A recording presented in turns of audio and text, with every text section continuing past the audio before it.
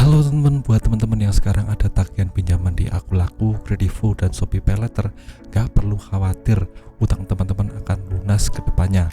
Dan teman-teman gak perlu overthinking terlalu memikirkan ini karena teman-teman akan terjebak dalam pemikiran teman-teman sendiri dan nantinya mengganggu aktivitas teman-teman.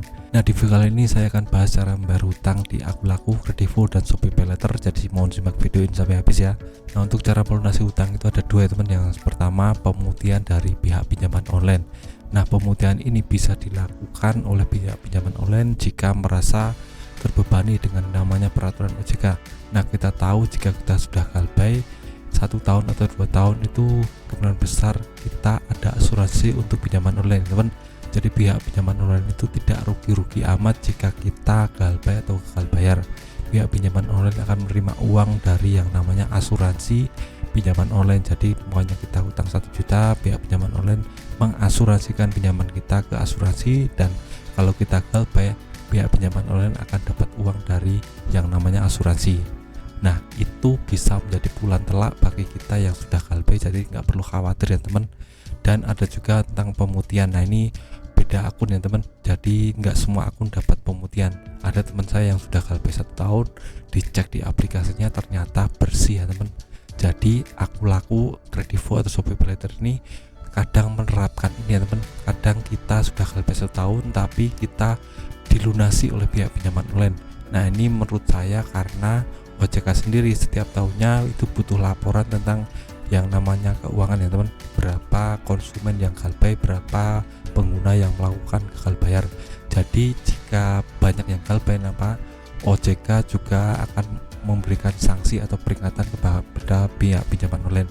Jadi menurut saya ada banyak sekali akun yang akan diputihkan atau digagal bayarkan atau dilunaskan oleh pihak pinjaman online agar nantinya tidak terkena sanksi dari OJK. Itu terjadi di teman saya teman, sudah 1 tahun galbay tapi dicek sudah bayar padahal teman saya nggak bayar.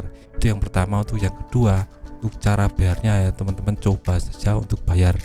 Nah, bagaimana cara bayar padahal saya nggak punya uang bang? Nah, teman-teman harus tahu jika teman-teman nggak punya uang, teman-teman harus usahakan uang. Yang pertama teman-teman lakukan adalah mengembangkan diri dulu. Jangan fokus ke utangnya. Teman-teman kembangkan diri dulu. Jika teman-teman pengangguran, teman-teman coba cari pekerjaan terlebih dahulu agar nanti dapat income. Nah, kalau teman-teman sudah dapat income yang sedikit-sedikit itu, teman-teman coba untuk cari income tambahan. Nah, income tambahan ini sangat berfungsi sekali agar teman-teman bisa dapat memenuhi kebutuhan primer. Nah, kalau kebutuhan primer sudah terpenuhi, maka nanti kebutuhan sekunder bisa teman-teman laksanakan. Nah, salah satunya adalah untuk membayar pinjaman online. Jadi teman-teman tidak fokus ke pinjaman online teman-teman abaikan saja. Teman-teman harus realistis, kalau nggak punya uang ya jangan dibayar terlebih dahulu. Teman-teman fokus pada diri sendiri dulu. Teman-teman banyak-banyak berzikir, banyak meminta pertolongan kepada Allah, banyak bersedekah agar nantinya ke depan ada rezeki-rezeki tak terduga yang menghampiri teman-teman. Saya sudah terapkan ini dan mungkin banyak yang sudah menerapkan ini karena ke depan akan bisa untuk membayar pinjaman online jika kita menerapkan hal-hal seperti ini. Kita harus banyak-banyak meminta pertolongan kepada Allah, pasrahkan saja teman, realistis saja. Kita harus jujur kepada developer. Kalau developer nagih kita nggak punya uang, ya kita ngomong saja kita nggak punya uang, seperti itu. Jadi jujur itu adalah kunci dari yang namanya kita terbebas dari pikiran-pikiran yang mengganggu kita. Jadi kita tidak akan terbebani ya, kita realistis saja, kita nggak punya uang, kita nggak bayar.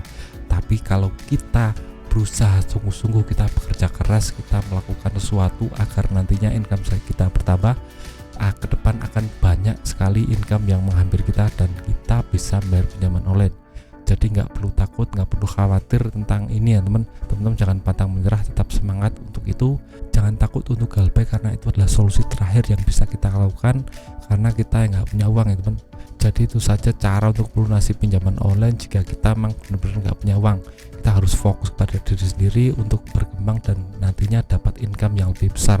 Nah, itu dari video dari saya, semoga bermanfaat. Sebarkan ke teman-teman yang belum bayar tagihan agar nanti bisa bertambah semangat hidupnya.